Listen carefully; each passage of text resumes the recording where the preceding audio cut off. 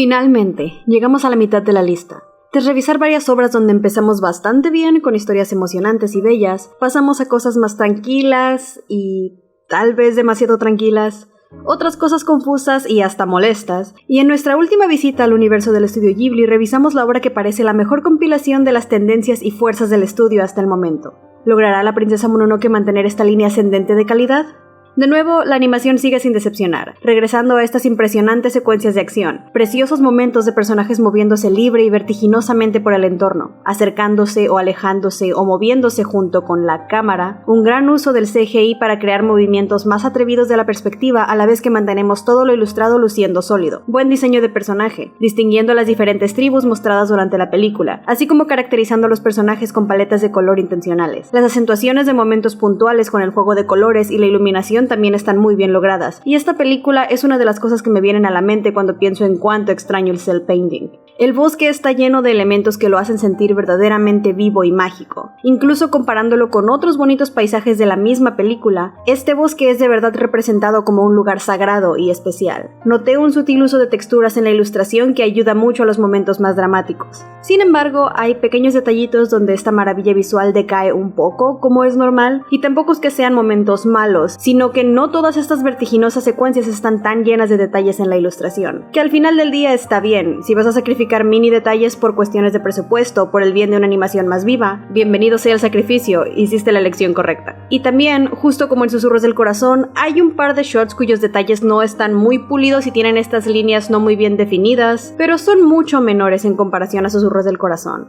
de verdad contados con los dedos de una mano. La música es malditamente preciosa y está implementada de forma maravillosa durante toda la historia. Acompaña magníficamente las escenas y los sentimientos en ellas. El diseño de sonido y la edición es igual por arriba de la norma, muy competentemente realizado. Pasando al guión, contamos con una buena exposición. Tras su maldición e iniciar su viaje, Ashitaka encuentra escenas de guerra y miseria que sirven para explicar más de una cosa sobre el mundo. Muestran el estado decadente al que el mundo ha llegado y sirven para mostrar los efectos de su maldición. También, cuando Ashitaka llega al pueblo de hierro, se muestra de forma simpática el estilo de vida difícil, pero que a fin de cuentas beneficia a los habitantes, cómo vienen de lugares más oscuros y que fueron ayudados por Lady Eboshi. Incluso las dinámicas entre los pueblerinos a causa de la influencia de esta mujer son claras y hacen que este pueblo se sienta especial. Todo esto a la vez que nos informan de la historia del pueblo con el bosque y el jabalí, que finalmente se convirtió en el demonio que maldijo a nuestro protagonista. El diálogo se mantiene bastante bien durante toda la película, intencional e inteligente al naturalmente llevar las conversaciones a puntos relevantes para la historia y personajes. Creo que el único momento del diálogo que hallé un poquitín fuera de lugar es cuando los ancianos lamentan que su príncipe tenga que irse, dado que sentí que el señor empieza a soltar toda la historia del pueblo de la nada. Aún así, no es algo completamente sin sentido, dado que él mencionando toda la triste historia de su pueblo tiene un punto con lo que el mismo personaje intenta decir y recalcar, y a la vez aporta mucho al personaje principal, siendo que hace a la audiencia conocer otro motivo más por el que la maldición sería una carga mayor para él. No solo es su vida, sino su gente la que recibe un golpe al perder a su último príncipe, mientras su cultura y herencia parecen irse borrando generación a generación. Para añadir, hay diálogos que llegan a ser bastante ingeniosos. Estamos hablando de un guión que requiere atención y tiene detalles para recompensarte por ello. La dirección logra escenas con el sentimiento mágico e impresionante que merecen. Siempre hay algo sucediendo en la trama, incluso en las escenas más tranquilas. La historia no teme mostrar violencia y los resultados de la batalla. Creo que el único aspecto donde la brutalidad me falla un poco es con el daño hecho a Mononoke. La vemos noqueada y golpeada, pero demonios, Ashitaka recibe una maldición, cortes, una bala atravesándole el pecho, gente pierde miembros y la misma villana principal pierde un brazo, pero parece que Mononoke jamás tiene una herida más allá que una superficial. Es un detalle pequeño, pero que me saca un poquito de este universo brutal y conflictivo del film. Una cicatriz, un poquitín de sangre en nuestra heroína principal no haría daño. Aún con esto, el riesgo se siente siempre presente en la historia.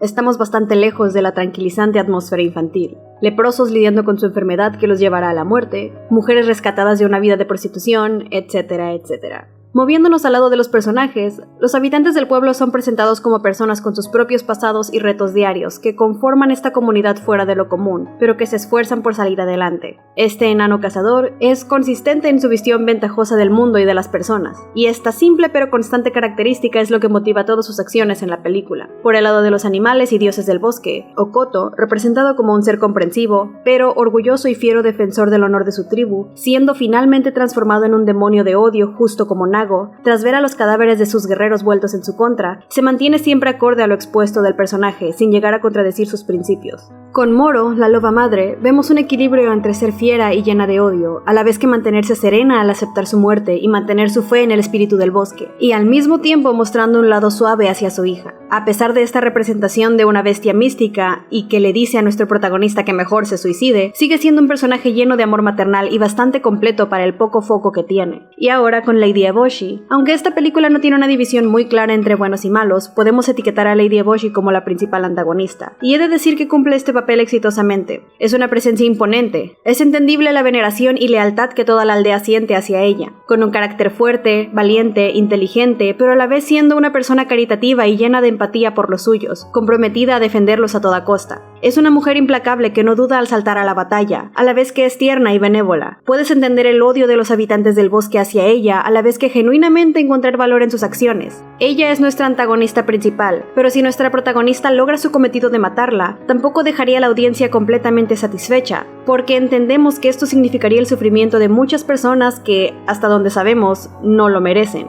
Ahora sí, nos vamos a lo bueno. Los personajes principales, el príncipe Ashitaka y la princesa Mononoke, o en otras palabras, San. Ashitaka es presentado como un pacifista, el respetado príncipe de una tribu que ha soportado muchas desgracias y lucha por mantener su legado. Incluso al intentar proteger a su pueblo de este temible monstruo, sus primeros acercamientos al jabalí demonio son pidiéndole por favor que los deje tranquilos, y no lo ataca hasta que tiene que hacerlo por salvar a una de las chicas de la villa. Aun cuando entra en combate y mata a este monstruo, aprendemos después que él está esperando consecuencias por sus acciones. Ahora, resulta que ha sido maldito por este demonio, una marca que crecerá y lo consumirá hasta matarlo.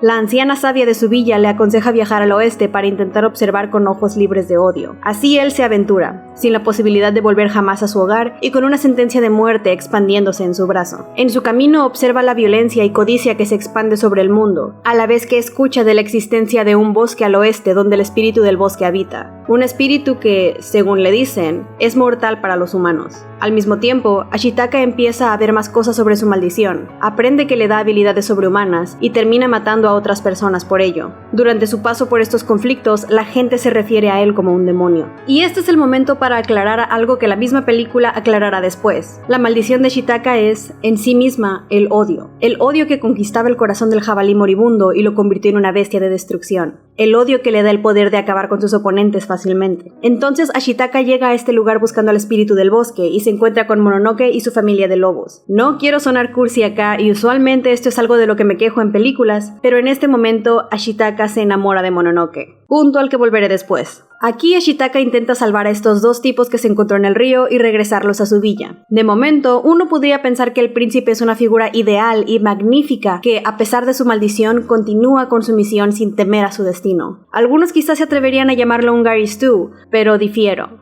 Los sentimientos de Ashitaka no son siempre puestos en primera línea ante la audiencia. Usualmente tiene esta cara inmutable, el amable y justo príncipe, pero es en sus reacciones más viscerales o ilógicas donde tenemos las pistas de su humanidad.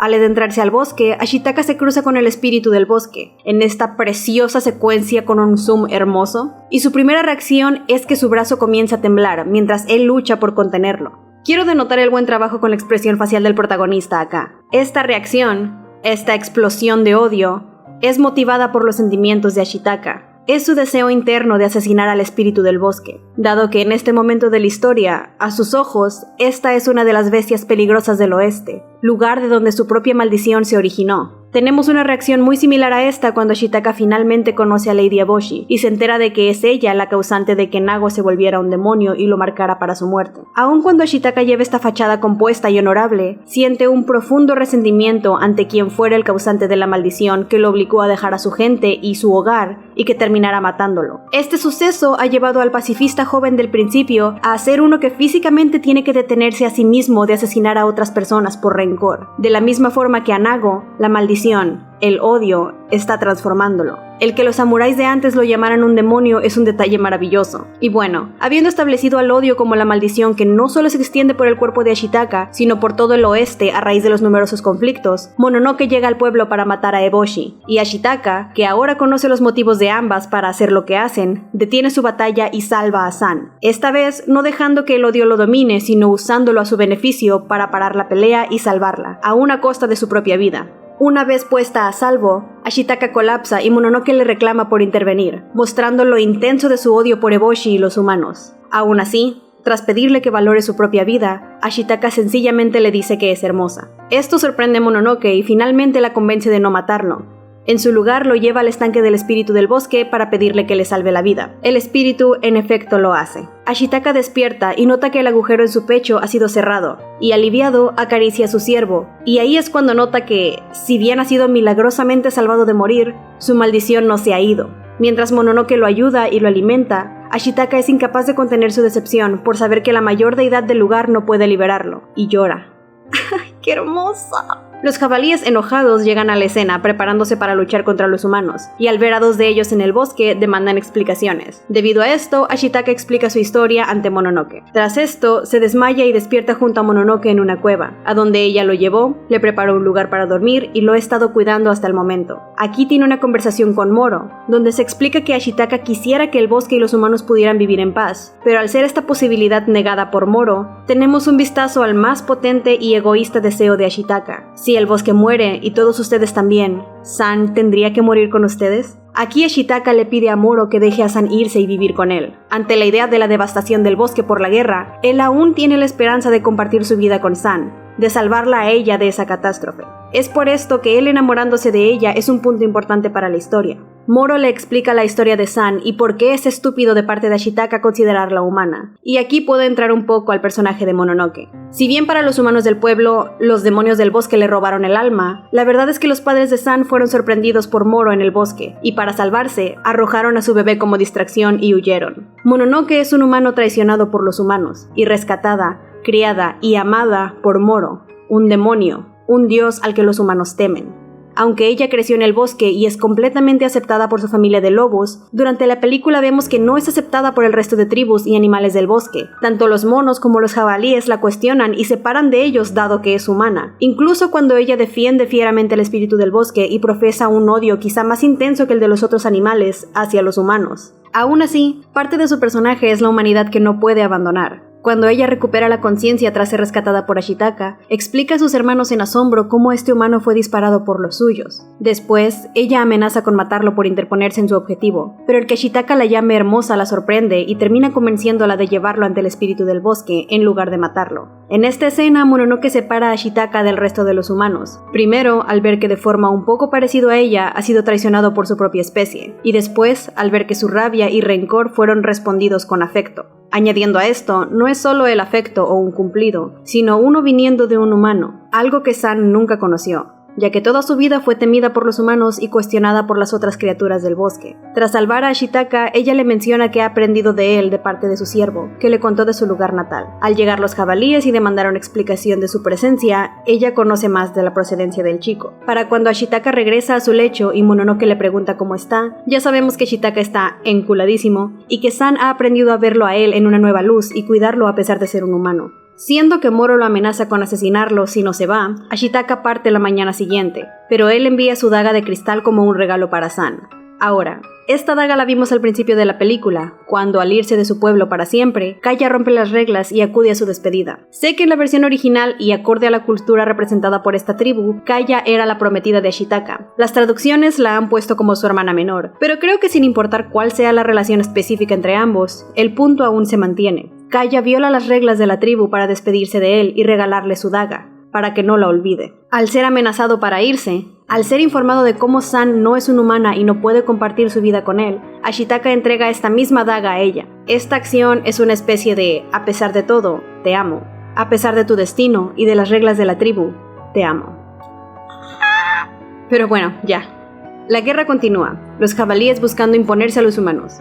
Eboshi y los cazadores en busca de la cabeza del espíritu del bosque. Invasores intentando apoderarse del pueblo del hierro. Mientras Ashitaka decide internarse de nuevo al bosque por ayudar al pueblo, tenemos vistazos de su temor más grande. Él constantemente se imagina a San en el campo de batalla. Durante su carrera, Yakul termina herido por una flecha, y Ashitaka hace uso de nuevo de su maldición. Podemos contar esto como la segunda instancia donde él muestra control sobre su maldición. En las dos ocasiones ha sido por el bien de proteger a alguien importante. Viendo los puntos que la película hace con el odio y el amor, uno podría tener la impresión de que esta es una especie de "el amor lo puede todo", pero nada más alejado de la representación de los temas del film. A fin de cuentas, el amor es una motivación. Por amor, Ashitaka hace uso del odio, pero este simple hecho no lo cura. Se justifican las razones que alguien tendría para odiar a otros durante toda la historia. No se condena la existencia del odio, sino el dejarse consumir por él. Se condena olvidar el valor de la vida por el odio. Eboshi deja a su amado pueblo desprotegido por cazar al espíritu del bosque. Otoko perdió a cada integrante de su tribu por empezar una batalla suicida por su honor. Al final, aunque Moro había sido envenenada por la bala de Eboshi y su odio hacia ella, decidió usar sus últimas fuerzas por salvar a su hija. Murió sin ser consumida, aun si estaba llena de resentimiento. Tras la decapitación del espíritu del bosque y la muerte de Moro, Mononoke se vuelve contra Ashitaka, expresando su odio hacia él y los humanos, y usa la daga que él le regaló para apuñalarlo superficialmente en el pecho, pero él comprende la ira dentro de ella y solo la conforta. Con esto empieza una carrera para recuperar la cabeza del espíritu del bosque, mientras este ser que antes era el dios de la vida y la muerte se ha convertido en un espíritu que marchita todo lo que toca mientras intenta recuperar su propia cabeza. Al finalmente recuperar la cabeza, Mononoke y Ashitaka, interponiéndose a su odio, devuelven la cabeza al espíritu del bosque, quien explota al amanecer y sana todo el valle cubriéndolo de maleza y nuevos brotes. El bosque ha sido revivido. Y así los habitantes del bosque vuelven a su vida y a buscar restaurar el bosque de nuevo. Lady Eboshi y su pueblo se proponen reconstruir su pueblo y ser mejores, sintiendo gratitud ante Ashitaka y Mononoke por salvarlos de la destrucción total. Aún así, es claro que la división ante ambos sigue ahí. Mononoke no puede perdonar a los humanos y reintegrarse a la sociedad, pero eso está bien. La película se salva del idealismo de al final todos se volvieron amigos y bailaron juntos. Todos intentarán estar en paz en un futuro, pero eso no hace que todo sea perfectamente armonioso. Y admitiré que el final se puede sentir un poco anticlimático y apresurado. Aún si sigue siendo temáticamente apropiado, no es perfecto. Tanto caos y al final es encontramos la cabeza y regresamos la cabeza. Good ending. Aún con esto, no se puede negar que esta es una épica y profunda historia sobre el odio, la guerra y el corazón del hombre, con un magistral apartado visual y un soundtrack espectacular, un guión cuidadoso y rico en temas, personajes bien construidos y con motivaciones poderosas. Tenemos la refinación de los primeros intentos de Miyazaki con Náusica del Valle del Viento, y la mejor película del estudio hasta el momento. 9 de 10. Pero el que Ashitaka... Alfonso. Me vas a tener que hacer empezar todo el párrafo de nuevo. No.